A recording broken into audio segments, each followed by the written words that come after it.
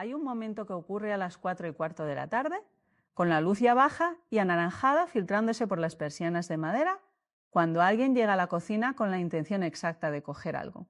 Una cosa concreta y se queda parado en el centro del suelo de baldosas frías, mirando las paredes como si la respuesta estuviera escrita en el azulejo. No recuerda para qué entró, y eso, ese instante de silencio interior que antes no existía, ese pequeño naufragio de 3 segundos, es la primera grieta visible en el dique. No es el olvido en sí lo que aterra, es lo que representa, es la sombra que proyecta hacia adelante. Porque quienes más han vivido, quienes más han construido, quienes más han amado y resistido, caen más lejos cuando empiezan a caer. Porque hay algo que nadie dice en voz alta en las consultas médicas, algo que los hijos susurran entre ellos cuando creen que no se les escucha, que el deterioro no avisa con una alarma. Llega como llega el invierno, o más bien como llega la sequía, que es distinto al invierno, porque en la sequía el suelo no se queja, simplemente se agrieta en silencio, despacio, sin drama, hasta que un día el árbol, que parecía perfectamente erguido, cae de raíz, porque por dentro no quedaba nada que sostuviese nada. Nazareth Castellanos lleva años diciéndolo desde los laboratorios de neurociencia contemplativa de la Universidad Autónoma de Madrid, con la misma precisión con la que se describen sinapsis y con la misma urgencia con la que se describe un incendio. El cuerpo esculpe el cerebro. No es una metáfora poética, aunque lo parezca. Es una afirmación que tiene detrás décadas de investigación en neuroimagen, en electroencefalografía, en el estudio de la plasticidad neuronal. Es ciencia. Y como toda ciencia verdadera, cuando se entiende bien, cambia la manera en que uno se mueve por el mundo. Así que si has llegado hasta aquí, si estás en ese tramo de la vida que va de los 55 a los 70 años, necesitas escuchar esto hasta el final. No como consejo, como diagnóstico. Piensa en alguien que conoces o en ti mismo, que en este momento parece estar bien. Sale a caminar por las mañanas, tiene buen color, sonríe, cuenta anécdotas en la mesa, pero por dentro, en ese terreno silencioso que no aparece en las fotografías, la microbiota intestinal lleva meses en desequilibrio, el hipocampo está perdiendo volumen milímetro a milímetro. La postura se ha ido cerrando sobre sí misma como una planta que crece en una habitación sin ventanas, y el nervio vago, ese cable maestro que conecta las vísceras con el cerebro, transmite señales de alarma crónica que la mente consciente ha aprendido a ignorar. Todo eso puede estar ocurriendo ahora mismo mientras el cuerpo aparenta normalidad. Y esa es precisamente la trampa más cruel que nos tiende la biología, que el deterioro silencioso se disfraza de cotidianidad. Antes de continuar, y esto importa más de lo que parece, si este vídeo te está tocando algo por dentro, si sientes que esta conversación es la que llevabas tiempo necesitando tener, suscríbete. No como gesto vacío de pulgar hacia arriba, sino porque la neurociencia sabe que aprender en comunidad no es un lujo social, es una necesidad biológica. El cerebro humano creció y se complejizó en contacto con otros cerebros. Las neuronas, espejo, ese sistema neuronal que nos permite aprender, observando y compartiendo, se activan de manera mucho más potente cuando uno sabe que forma parte de un grupo que está aprendiendo lo mismo. Así que suscribirte y activar la campanilla no es un capricho del algoritmo. Es construir el entorno cognitivo que tu cerebro necesita para cambiar. Y deja tu comentario más abajo. ¿Cuál es el despiste que más te ha inquietado últimamente? ¿En qué momento sentiste por primera vez que algo había cambiado? Esa pregunta no es retórica. Las respuestas de esta comunidad alimentan conversaciones que ayudan a otros a nombrar lo que aún no saben cómo nombrar. Ahora volvamos a esa pregunta que quedó flotando al principio, porque merece una respuesta honesta. ¿Por qué quienes más han vivido, quienes más han construido, quienes más han amado y resistido caen más lejos cuando empiezan a caer? La respuesta tiene que ver con raíces. No con las raíces que uno imagina profundas y firmes, sino con las raíces que sin el suelo adecuado, sin la humedad precisa, sin los microorganismos correctos en la tierra que las rodea, se vuelven superficiales aunque el árbol siga de pie. Y un árbol con raíces superficiales puede mantenerse erguido durante años, décadas incluso, hasta que llega un viento que en otro momento habría doblado sin romper. Y entonces cae, no porque fuera débil desde siempre, sino porque nadie cuidó la tierra. Hay una historia que Nazareth Castellanos ha compartido en contextos clínicos y de investigación, adaptada aquí con el respeto que merece, que ilustra exactamente esto. Una mujer de 68 años, profesora universitaria durante 40 años, políglota, lectora voraz, activa socialmente, sin antecedentes familiares de deterioro cognitivo relevantes. Por fuera, el retrato de la vitalidad intelectual. Por dentro, sin que nadie lo viera y sin que ella misma lo nombrara, llevaba 6 años durmiendo mal, con un sueño fragmentado que no llegaba nunca a las fases profundas donde el cerebro se lava a sí mismo, donde el sistema linfático hace su trabajo de limpieza de residuos metabólicos como las beta-amiloides. Llevaba 6 años con una postura encorvada frente al ordenador, que había comprimido su respiración hasta convertirla en algo superficial y torácico, privando al cerebro de los patrones de oxigenación que necesita para mantener la densidad sináptica. Llevaba 6 años comiendo de manera rápida, funcional, sin fermentados, sin fibra diversa, con una microbiota empobrecida que había dejado de producir los neurotransmisores que viajan por el nervio vago hasta el cerebro, entre ellos el 90% de la serotonina del organismo. Y llevaba 6 años sin movimiento real, sin ese movimiento que no es caminar por el paseo marítimo con los auriculares puestos, sino el movimiento que desafía el equilibrio, que activa la propiocepción, que obliga al cerebelo y a la corteza prefrontal a dialogar en tiempo real. A los 68 comenzó a perder palabras, luego nombres, luego orientación temporal. En 18 meses, aquella mujer que había traducido a Heidegger necesitaba que alguien le recordara si había desayunado. Y su hija, que tenía 42 años y 2 hijos pequeños, tuvo que reorganizar su vida entera. Dejó su trabajo de media jornada, dejó las clases de yoga, que eran su único espacio propio. Empezó a dormir con el teléfono encendido por si su madre se levantaba por la noche y no encontraba el baño. Desarrolló, en menos de un año, una ansiedad crónica de baja intensidad, pero permanente, que ella describía como tener siempre un peso pequeño y duro justo debajo del esternón, como una piedra de río, lisa y fría. Este es el daño colateral que casi nunca se incluye en los folletos de salud pública. El deterioro de una persona no se queda en esa persona.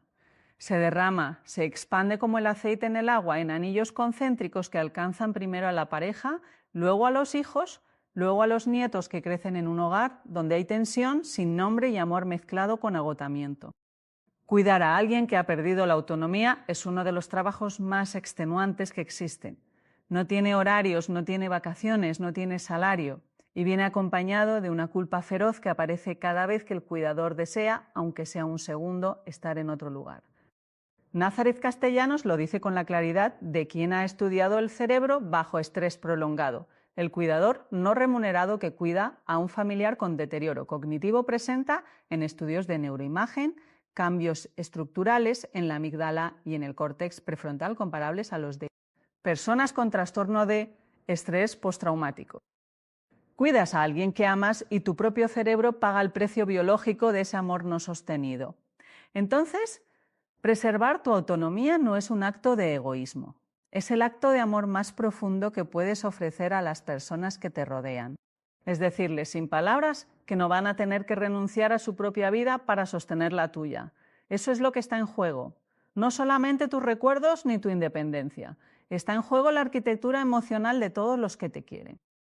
Porque quienes más han vivido, quienes más han amado y resistido, caen más lejos cuando empiezan a caer. Ahora la pregunta empieza a tener más capas, ¿verdad? Y aquí es donde entra la neurociencia con su linterna y lo que ilumina no es agradable, pero es necesario. El hipocampo es una estructura cerebral del tamaño aproximado de un dedo meñique doblado con forma de caballito de mar. Y es el arquitecto de la memoria episódica, de la orientación espacial, de la capacidad de construir narrativa propia, de saber quién eres en el tiempo. A partir de los 50 años, el hipocampo pierde aproximadamente un 1% de su volumen por año en condiciones normales. Un 1% que en circunstancias de estrés crónico puede convertirse en un 3 o un 4%. Y el estrés crónico no es solo el estrés dramático de los grandes problemas. Es el estrés de dormir mal durante años. Es el estrés de moverse poco. Es el estrés molecular de una inflamación intestinal silenciosa que envía señales de peligro al cerebro a través del nervio vago durante meses y años sin que nadie la diagnostique. El cortisol, la hormona del estrés, es neurotóxico en dosis crónicas. No en el pico agudo, que es adaptativo y necesario, sino en la exposición prolongada, que literalmente reduce el volumen del hipocampo. Es como si el invierno no terminara nunca y los árboles no pudieran descansar entre temporada y temporada. Las raíces se debilitan, el suelo se empobrece. Y lo que debería ser una fluctuación natural del estrés, sube y baja como las mareas, se convierte en marea alta permanente que erosiona la orilla sin parar. Pero aquí viene lo que cambia todo. Lo que la neurociencia ha confirmado en los últimos 20 años con una contundencia que obliga a revisar todo lo que se creía sobre el envejecimiento cerebral. El hipocampo puede crecer, no metafóricamente, literalmente. En estudios con personas mayores de 60 años, intervenciones específicas de movimiento, de respiración, de cuidado de la microbiota y de atención plena han producido aumentos medibles en el volumen hipocampal. La neuroplasticidad, esa capacidad del cerebro de reorganizarse, de crear nuevas conexiones, de modificar su arquitectura en respuesta a la experiencia. No desaparece con los años, está activa hasta el último aliento. Esa es la promesa.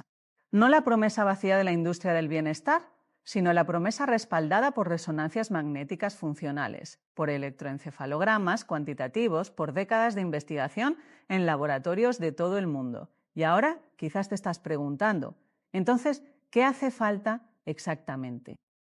¿Qué tipo de movimiento? ¿Qué técnica de respiración? ¿Cómo se cuida la microbiota de manera concreta y accesible? Bien, porque aquí viene la parte que importa, la que te llevas a casa, la que puedes empezar a aplicar esta misma tarde, con las baldosas frías de la cocina bajo los pies y la luz anaranjada de las 4:15 entrando por las persianas. Pero antes de eso, un dato que pocos conocen y que vale la pena guardar. El 70% de las señales que viajan por el nervio vago van del intestino al cerebro, no al revés. 70%. Eso significa que tu intestino le habla a tu cerebro mucho más de lo que tu cerebro le habla a tu intestino. Lo que pasa en tu microbiota, en ese ecosistema de billones de microorganismos que viven en tu tracto digestivo, influye directamente en tu estado de ánimo, en tu capacidad de atención, en tu resiliencia al estrés y en tu velocidad de procesamiento cognitivo.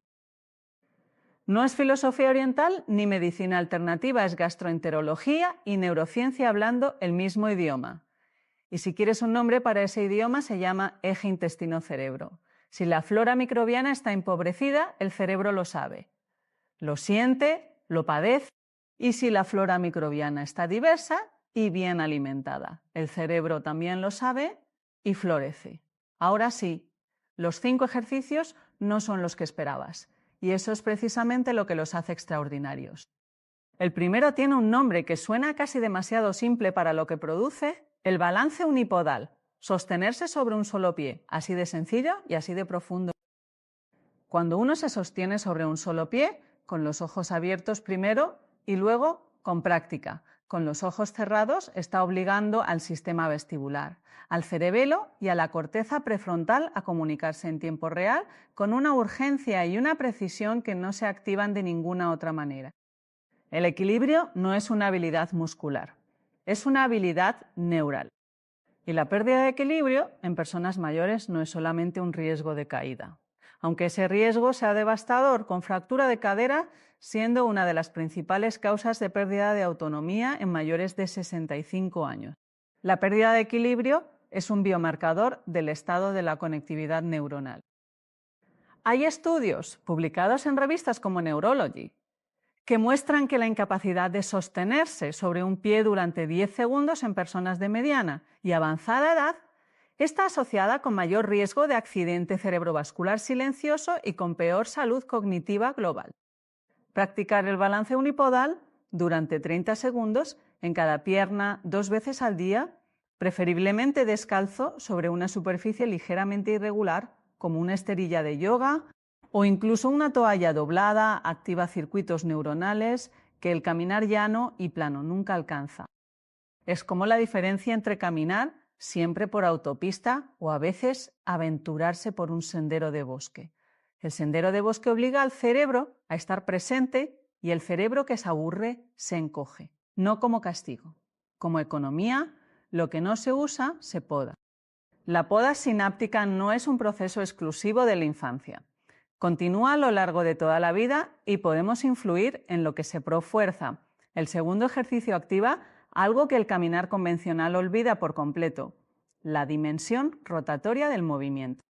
Los giros suaves de columna, esto puede parecer el territorio del yoga o del pilates, y en efecto, ambas disciplinas lo conocen bien, pero tiene una explicación neurocientífica específica que va más allá de la flexibilidad muscular. La columna vertebral es una autopista de información sensorial. Por ella viajan aferencias propioceptivas, señales que informan al cerebro de la posición del cuerpo en el espacio, con una densidad y una velocidad que no tienen equivalente en ninguna otra estructura del organismo. Cuando la columna se vuelve rígida, cuando las vértebras llevan años sin rotación real, cuando los músculos paravertebrales están crónicamente contraídos, esa autopista se llena de información estática y errónea, el cerebro recibe una imagen distorsionada del cuerpo. Y un cerebro que no sabe bien dónde está el cuerpo es un cerebro que empieza a desconectarse de él. La postura encorvada, la de quien lleva décadas mirando hacia abajo, hacia el móvil, hacia el periódico, hacia el plato, tiene un correlato neurológico documentado. La compresión torácica crónica reduce la amplitud respiratoria, lo que disminuye el CO2 en sangre y altera el pH cerebral, afectando la claridad cognitiva. Además, la postura cerrada activa de manera crónica el sistema nervioso simpático, el del estrés, porque el cerebro interpreta la postura encogida como señal de amenaza o derrota. No es casualidad que cuando uno se enferma o se deprime tienda a encogerse. El problema es que la relación funciona también al revés. Encogiéndose crónicamente se le dice al cerebro que hay algo de lo que temer. Giros de columna suaves, 5 en cada dirección por la mañana, 5 por la noche, de pie o sentado en una silla sin respaldo. No solo mejoran la movilidad articular, envían al cerebro información propioceptiva, fresca, diversa, rica. Le dicen al sistema nervioso: seguimos aquí, seguimos en movimiento, el cuerpo sigue siendo un lugar seguro. Esa es la información que el cerebro necesita para mantener la densidad sináptica en las regiones relacionadas con el autoconcepto y la orientación espacial. El tercer ejercicio es el más silencioso y el más subestimado de todos. Y sin embargo, es el que Nazareth Castellanos sitúa en el centro de su investigación sobre el impacto del cuerpo en la mente: la respiración diafragmática consciente. No la respiración como función automática que ya ocurre sola, sino la respiración como práctica intencional. 4 tiempos de inhalación, 6 tiempos de exhalación, con el abdomen expandiéndose hacia afuera en la inhalación, no el pecho subiendo, durante 5 minutos, 2 veces al día. Lo que ocurre en el cerebro durante este patrón específico de respiración es de una elegancia que casi resulta difícil creer. La exhalación prolongada activa el nervio vago de manera directa y medible. Y cuando el nervio vago se activa, la variabilidad de la frecuencia cardíaca aumenta, lo que es un indicador robusto de salud del sistema nervioso autónomo. En términos simples, el corazón deja de latir como un metrónomo rígido y empieza a latir con la variabilidad sutil que caracteriza a un sistema nervioso flexible, adaptable, sano. Esa variabilidad cardíaca elevada se correlaciona en los estudios con mejor función cognitiva, menor inflamación sistémica, mayor resiliencia emocional y, lo que es especialmente relevante para este momento de la vida, con mayor velocidad de recuperación ante el estrés. Además, la respiración diafragmática consciente actúa como masaje interno del intestino. El diafragma, cuando desciende en la inhalación completa, presiona suavemente sobre las vísceras abdominales, estimulando la peristalsis y mejorando la circulación sanguínea en el tejido intestinal. Lo que es bueno para el intestino es bueno para la microbiota. Lo que es bueno para la microbiota es bueno para el cerebro. Es una cadena de causas y efectos que se puede iniciar con algo tan accesible como respirar bien. 5 minutos por la mañana antes de levantarse. 5 minutos por la noche antes de dormir, sin aparatos, sin suscripciones, sin desplazamientos, solo el cuerpo y la intención.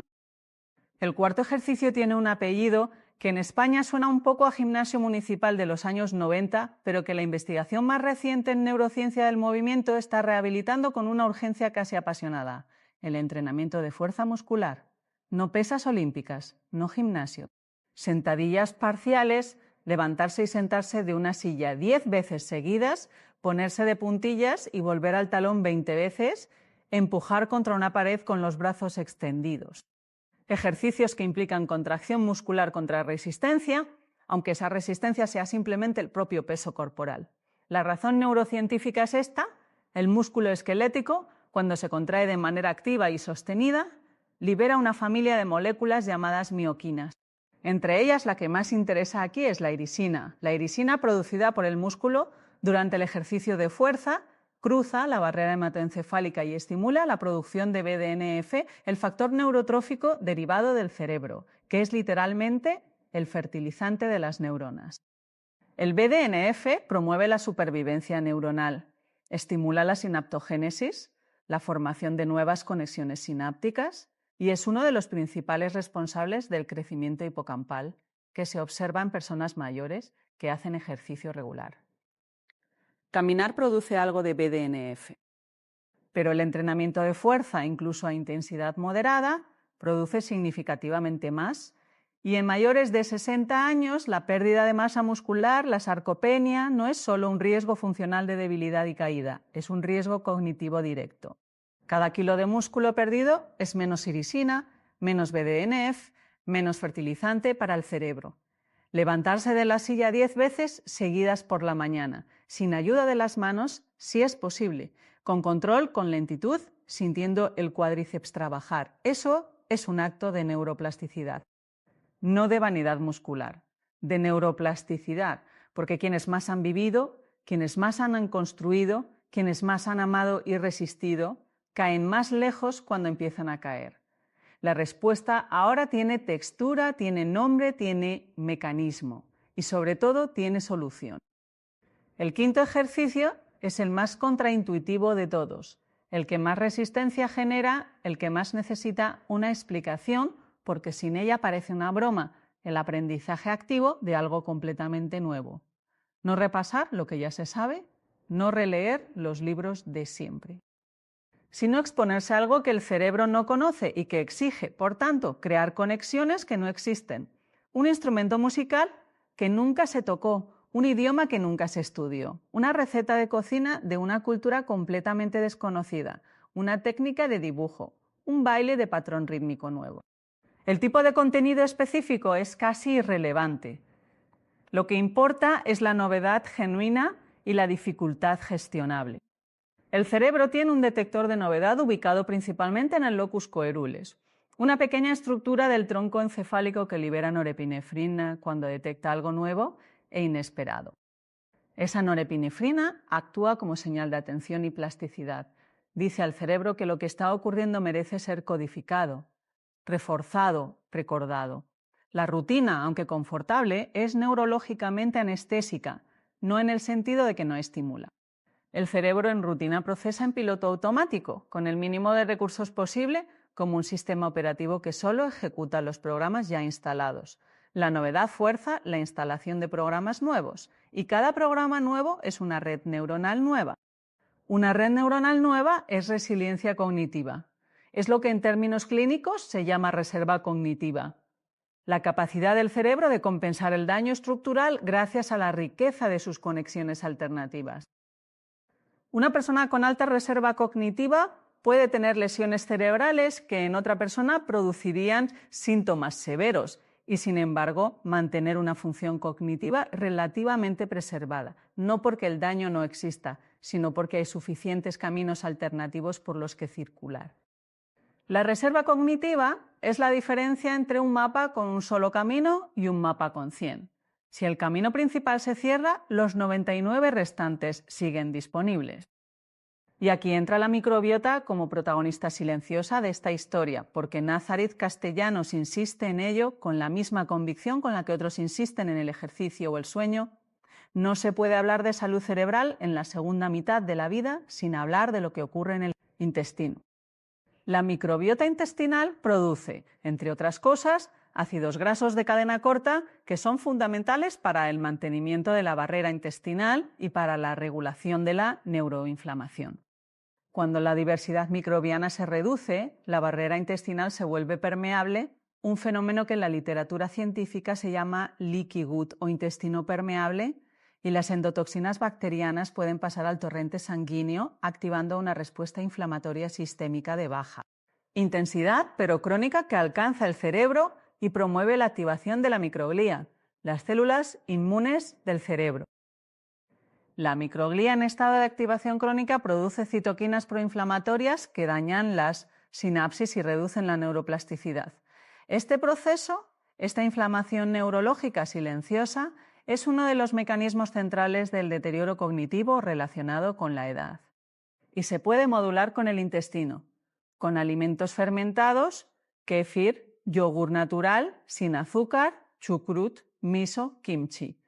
Con fibra diversa, legumbres de colores diferentes, verduras de hoja oscura, frutas con piel, semillas. Con la reducción del azúcar refinado y los ultraprocesados que alimentan las bacterias patógenas y empobrecen la diversidad. Con el ayuno nocturno de 12 horas, que ya se puede conseguir simplemente cenando a las 8 y desayunando a las 8, y que permite al intestino entrar en fases de limpieza autofágica que también benefician al cerebro. Pequeños cambios en el plato. Consecuencias enormes en el cráneo. Ese es el eje intestino-cerebro en acción. Y tiene además un efecto secundario que quizás sea el más preciado de todos para esta etapa de la vida. Una microbiota saludable produce precursores de serotonina, dopamina y GABA que llegan al cerebro a través del nervio vago. Más serotonina no es solo mejor estado de ánimo. Es mayor tolerancia a la incertidumbre, menor reactividad al dolor, mejor calidad de sueño y, en consecuencia, mejor limpieza cerebral nocturna por el sistema linfático. Es una cadena de bienestar que empieza en el intestino y termina en la calidad de los recuerdos de la mañana siguiente. Hay algo que vale la pena detenerse a contemplar antes de seguir, porque a veces se pasa tan rápido por las instrucciones prácticas que se olvida el porqué profundo de todo esto. Y el porqué profundo no es vivir más años, es vivir más presente, es poder reconocer la cara de quien más quieres sin un segundo de duda, es poder levantarse de la silla sin ayuda a los 75. Es poder conducir hasta los 80 porque el tiempo de reacción y la orientación espacial se han cuidado. Es poder contar una historia completa, con principio y final y humor, sin perder el hilo a mitad de camino.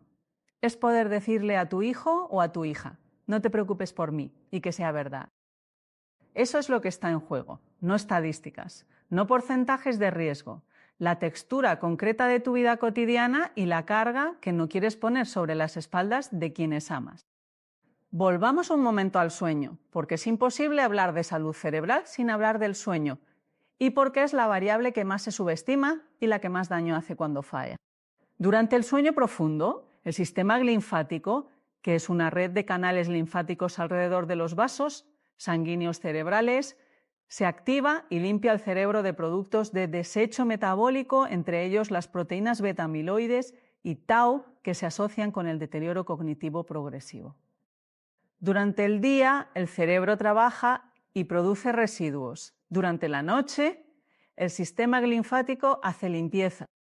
Pero esa limpieza solo ocurre en las fases de sueño profundo, que son las primeras en deteriorarse con el envejecimiento, con el estrés crónico, con el alcohol, con los somníferos de benzodiazepinas que paradójicamente inducen sueño pero suprimen las fases profundas necesarias para la limpieza.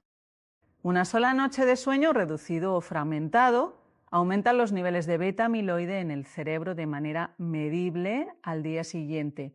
Una acumulación crónica de sueño deficiente durante años es uno de los factores de riesgo más robustos para el deterioro cognitivo tardío. No el único, pero uno de los más modificables. Y la respiración diafragmática, que se mencionó antes, practicada durante 5 minutos antes de dormir. con una exhalación lenta y completa que active el nervio vago y baje el tono simpático, es una de las intervenciones más simples y documentadas para mejorar la arquitectura del sueño en personas mayores. El cuerpo sabe cómo curarse, sabe cómo repararse, sabe cómo limpiar, renovar y reorganizar. Solo necesita las condiciones adecuadas, el movimiento correcto, la respiración correcta, la alimentación correcta, la atención correcta, no la perfección, no el sacrificio. Solo la intención sostenida de dar al cuerpo lo que necesita para hacer lo que ya sabe hacer. Y aquí, en este punto, aparece algo que Nazareth Castellanos menciona siempre que habla sobre neurociencia y segunda mitad de la vida. Algo que la ciencia ha tardado tiempo en tomar en serio porque no cabía bien en los modelos mecanicistas del siglo XX. La atención consciente como herramienta de neuroplasticidad, la meditación. No la meditación como retiro espiritual ni como práctica religiosa, aunque pueda serlo si uno así lo desea, sino la meditación como entrenamiento específico de la red neuronal por defecto y de la red de atención ejecutiva. Cuando uno cierra los ojos, se sienta con la columna erguida y durante 10 minutos simplemente observa la respiración sin juzgar, notando cuando la mente se va hacia un pensamiento y volviendo suavemente al aliento, está ejercitando el músculo de la atención de la misma manera que el balance unipodal ejercita el músculo del equilibrio. Y los resultados en neuroimagen son contundentes. 8 semanas de práctica de meditación de atención plena de 20 minutos diarios producen cambios estructurales medibles en la corteza prefrontal, en la ínsula y en el hipocampo. Más grosor cortical, más densidad de materia gris, más conectividad funcional entre regiones que en el envejecimiento normal tienden a desconectarse. 10 minutos por la mañana, columna erguida no rígida, ojos cerrados o semiabiertos, atención en el aire que entra por la nariz fresco y el aire que sale ligeramente más cálido. Cuando la mente se va, que se irá, no hay juicio, solo regreso es el ejercicio. No la ausencia de pensamiento, el regreso desde el pensamiento hacia la sensación. Cada regreso es una repetición, como las sentadillas pero para la corteza prefrontal. La combinación de estos 5 ejercicios, el balance unipodal, los giros de columna, la respiración diafragmática, el entrenamiento de fuerza funcional y el aprendizaje activo de algo nuevo, junto con el cuidado de la microbiota y la práctica de meditación. No es un protocolo diseñado en un despacho, con moqueta. Es la síntesis de lo que la investigación en neurociencia del movimiento, en gastroenterología funcional, en neuroimagen y en medicina integrativa ha confirmado durante las últimas 2 décadas como las intervenciones más eficaces para preservar la salud cognitiva en la segunda mitad de la vida. Y son accesibles, no requieren dinero, no requieren gimnasio, no requieren ninguna tecnología, solo requieren la decisión de empezar hoy. Hoy, no la semana que viene. No en enero, hoy que es cuando el cerebro todavía tiene la flexibilidad suficiente para responder. Hoy, que es cuando las intervenciones producen los mayores beneficios antes de que el deterioro estructural alcance un umbral crítico. Hoy, que es el único momento en el que tienes acceso real. Porque el cerebro es como un jardín, o más precisamente como un bosque, que puede recuperarse de la sequía si se le devuelve el agua a tiempo. Los árboles que parecen muertos en enero florecen en abril, si el suelo recibe lo que necesita. La neuroplasticidad no caduca. No tiene fecha de vencimiento de intención, que es diferente. La biología te da la herramienta. Tú decides si la usas. Hay otra persona que aparece aquí, diferente a la profesora universitaria que perdió las palabras y que ilustra la otra cara de esta historia. Un hombre de 63 años, fontanero retirado, sin estudios universitarios, que a los 61 fue diagnosticado con los primeros indicios de deterioro cognitivo leve. Su médico le explicó el diagnóstico en 15 minutos y le recetó seguimiento semestral, sin intervención específica. Sin protocolo de neuroplasticidad, sin nadie que le dijera que tenía herramientas. Durante 6 meses vivió con el miedo instalado en el pecho como un ladrillo, esa clase de miedo que no da calor sino frío, un frío seco y constante, y que se traduce en inmovilidad. Luego, por azar, llegó a un programa de intervención en salud cognitiva que incluía exactamente los 5 elementos que se han descrito aquí. Empezó con el equilibrio porque era lo más concreto, un pie, 30 segundos, 2 veces al día. Añadió las sentadillas desde la silla porque eran lo más familiar para alguien que había trabajado con el cuerpo toda su vida. Empezó a tomar kéfir cada mañana porque era lo más sencillo de incorporar. Empezó a aprender a tocar la armónica, que era un instrumento que siempre le había llamado la atención y que había descartado como algo que no era para él. Y empezó a meditar 5 minutos primero, luego 10, sentado en su silla de madera frente a la ventana del jardín. A los 18 meses, las pruebas neuropsicológicas mostraron una mejora estadísticamente significativa en memoria episódica, en velocidad de procesamiento y en función ejecutiva. El diagnóstico de deterioro cognitivo leve se había estabilizado y en algunas métricas había revertido parcialmente. Su médico lo llamó literalmente un caso extraordinario. Él dijo que lo único que había hecho era decidir que su cerebro merecía el mismo cuidado que le había dado a las tuberías de media ciudad durante 40 años. Atención sistemática, herramientas adecuadas y la paciencia de quien sabe que las cosas bien hechas tardan su tiempo, pero funcionan. Eso es la neuroplasticidad en acción, no en un laboratorio, en la vida real, en un jardín con silla de madera y armónica y kéfir en el desayuno. Porque quienes más han vivido, quienes más han construido, quienes más han amado y resistido, caen más lejos cuando empiezan a caer. La respuesta completa es esta, porque nadie les dijo que tenían herramientas, porque el sistema de salud convencional, con toda su competencia diagnóstica, tiene una deuda histórica con la prescripción de estilo de vida como medicina de primer orden. Porque la cultura del envejecimiento en muchas sociedades todavía asocia la vejez con la decadencia inevitable más que con la posibilidad real de una segunda floración. Y porque el miedo, cuando no tiene dirección ni herramientas, se vuelve parálisis. Pero tú ya no tienes esa excusa.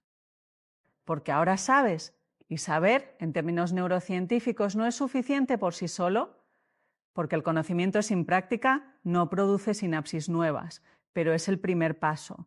El primer paso siempre es nombrar lo que está ocurriendo con precisión suficiente para poder actuar. Así que aquí está el resumen que el cerebro puede usar de inmediato, no como lista, sino como intención. Mañana por la mañana, antes de hacer nada más, 1 minuto de pie sobre un solo pie, 30 segundos en cada pierna, luego 5 giros de columna en cada dirección.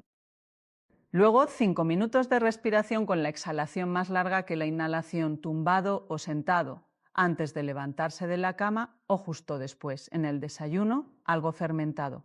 En el transcurso del día, 10 sentadillas desde la silla. Y antes de dormir, 10 minutos de ojos cerrados y atención en el aliento. Un día.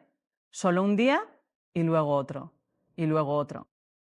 Porque es así como se esculpe el cerebro, un día después de otro, una sinapsis después de otra, un año después de otro, hasta que la arquitectura neuronal que tienes a los 70 no sea la que te hubiera tocado por defecto, sino la que decidiste construir. El cuerpo tiene una memoria asombrosa. Recuerda cada movimiento que le das, cada respiración consciente, cada alimento que le nutre, cada momento de atención que le dedicas. Y cuando el cuerpo recuerda bien, el cerebro recuerda mejor. Porque el cuerpo esculpe el cerebro y tú esculpes el cuerpo. Eso hace de este momento, de esta tarde, de estas palabras, el inicio de algo que no tiene por qué terminar nunca. La vejez no es el final del jardín, es la temporada en la que el jardín, si se cuida, produce sus frutos más maduros, los más dulces, los más complejos. Los que saben a todo lo vivido y a todo lo que todavía hay por vivir.